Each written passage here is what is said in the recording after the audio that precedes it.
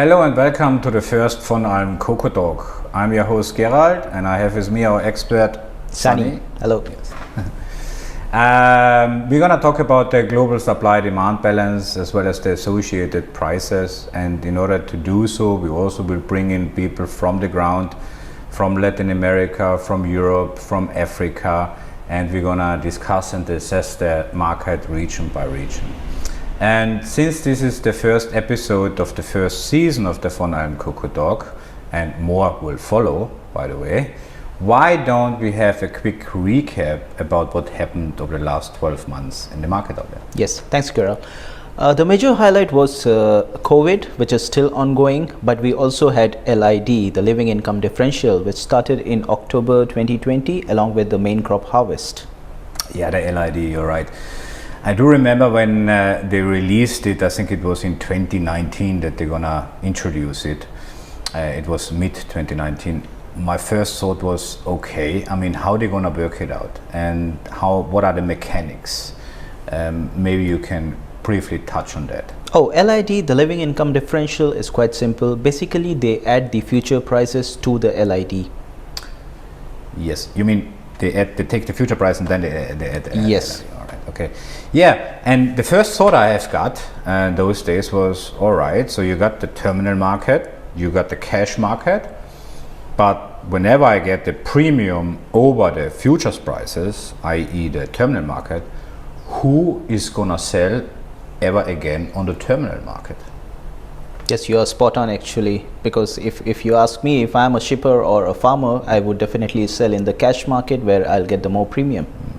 Exactly, and that's basically the idea and the thought I've got in 2019 as well. But now coming back to the other thing that you mentioned, okay, we've got COVID, which obviously had some impact on the demand. Yes. So I think it was 1 or 2 weeks ago when the grinding numbers got released, Europe, North America, as well as Asia there. Maybe again, briefly touching on that, you can remember the numbers that we have seen for Q4, but also for the full year 2020? Yes, definitely. For Q4 grinding numbers, I think North America did quite exceptionally well. They posted a growth of 7% year on year. However, the Europe and Asia, they were in deficit.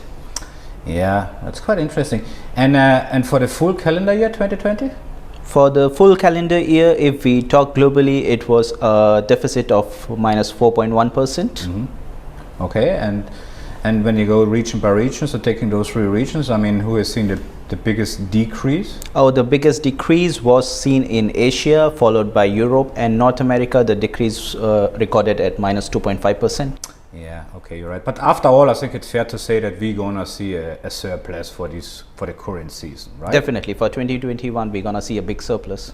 Yeah. Any thoughts on the size of the surplus, on the numbers? Yeah, the numbers are quite strange actually, because the range which we hear right now is between 180, 200 to 400,000 metric tons for 2021 surplus.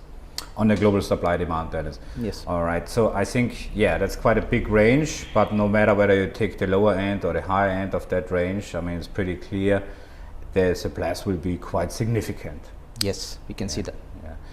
And now somehow circling back to the other thing that we just discussed on the LID, right? So that was 2019 when we have been talking about, well, is anyone ever going to sell on the terminal market again? But now, given that the thing somehow changed the supply-demand balance, like those days it was rather in a deficit, rather a small one, but now having this big surplus, so that somehow also changed actually the prices, of course, right? Terminal market, and given now also the LID, I'm wondering about the curve, right? So what's the structure, the shape of the curve currently in the market? Is it in a backwardation or is it in a contango? Well, currently the curve is still in backwardation. Actually, I haven't seen in contango for quite a while. Yeah, which is quite surprising because based on my understanding by textbook analysis, I think if you are in a deficit market, you would rather see a backwardation, so the curve going down, yes. Right? But if you are in a surplus market, you should be in a carry market, right? I mean, by definition, which is the contango. But now you just said, okay, you have seen the backwardation for quite some time, right? Yes. It's quite interesting. Yeah, all right. I think why not asking Mario, who is based in Europe, in Vienna. He's taking care of the von Alm hedging operations. So I think he's a bit more familiar with the terminal market and what's going on there. So why don't we switch to Vienna? Mario, are you there? How are you doing? How is Vienna? Well, hi Gerald, hi Sunny. Well, the weather is fine here in Europe. We are having sunshine and temperatures are up to 8 degrees. So it looks like spring is kicking in already. Wow. That's quite cool, Mario. I'm sure you must be having good time in Vienna. Yes, now, so coming back to the topic, actually me and Gerald were discussing about the curve. So maybe you can give us some more insight on the curve structure, especially in New York. What do you think about it? Well, yeah, let's look at the New York terminal market, which is currently in a backwardation configuration. We saw this backwardation trend to set in the second and third quarter of last year, and it actually developed towards the end of the year to a peak where we saw the spread between December 2020 and March 2021 to be more than minus $250. So we had a huge spread between the two terminal months, and that was a representation of a quite a big chunk of physical demand at the New York terminal market. And that was reflected in the open interest. And this huge amount of open interest at the New York terminal market had to be cleared somehow, and that was cleared through a backwarded curve. Wow, that was pretty cool, right? I mean, the demand got cleared through the terminal market, but to be honest, that makes perfect sense to me. On the one hand, you have the LID, so as a seller, you would rather prefer to sell in the cash market. On the other hand, you have the buyer, right? And as a buyer, I think you would rather go through the terminal market. Don't you think so? Yeah, of course, you don't have to pay the premium. You'll buy at the terminal. Exactly. So now, I mean, what happened is, of course, we've got the COVID and the impact on the demand as discussed earlier. So I think while in the past the terminal was rather in the deficit, I mean, the global supply-demand balance was rather in a deficit, but due to the COVID, demand came down, and so we've got the surplus as discussed. And now we are in a buyer's market. So I think that's pretty much what happened in December, right? Yes. And now the thing is, what's happening now? Are we going to see the same thing? There's just the first notice day of the terminal market just ahead of us, a few days, right? And now again, we are in a backwardation. Is it going to get bigger? Is the spread going to get even bigger? Or is the spread going to turn? So what could trigger that? Moving it from a backwardation into a contango market, right? And in order to get a better understanding of that, we have prepared a slide on the certified stocks for the New York terminal market, and maybe we can have a quick look at it. And I think what we can see here is, right, of course, first of all, the seasonality. Around the middle of the year, we see rather lower stock levels, but it started to restock again a few months ago. And I think what's quite interesting to see there is you can see the Ivory Coast, you can see the Cameroon, you can see... Also, you can see the Ecuador coming into the terminal now. Yeah, exactly, the Ecuadorian one. I think that's pretty interesting, right? I mean, would you sell it to the terminal market, the Ecuadorian beans? Yes, of course, if given the low demand and the differential, it would make more sense to sell it to the terminal. Yeah, I think, and that's pretty much the point, right? So demand is low, differentials are rather low, and then you can sell it to the terminal if the price is good enough. And I think that's pretty much what we can see here, right? Yes. So now on the one hand, yeah, we have seen the demand in December in the New York terminal market, but now what we can see is we can see coming in crops even from Ecuador to quite some extent, right? So the key question now for me is there gonna be more supply, which then eventually could turn the curve from a backwarded market into a contango, right? So more supply at the terminal and lower demand, or are we going to see still the same thing that we have seen in December, where there was just more demand at the terminal and lower supply again at the terminal market? So how many days are left? I think just a few days left. What, one week? Just less than a week. Okay, well, first notice day is going to come soon, and I think until then we're going to see some movements out there in terms of the spread between the March and the May. And also don't forget, I mean, they're all the managed money there as well, you know, the funds and the speculator, whatever you want to call them. And they also have to roll their position. So I think they're also going to have a say in that whole game. but finally it's going to come down, how is the terminal market going to clear it, right?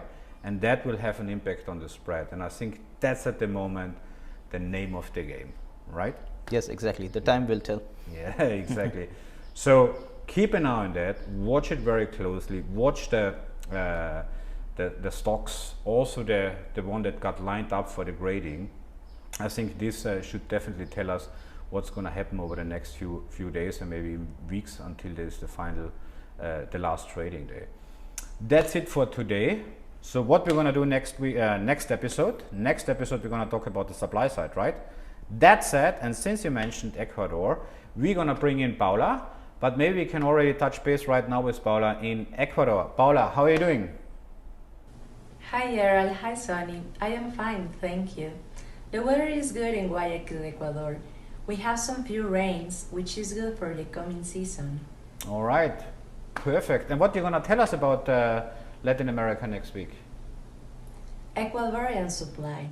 By the way, in 2020, we have seen 360,000 tons, which is all-time high.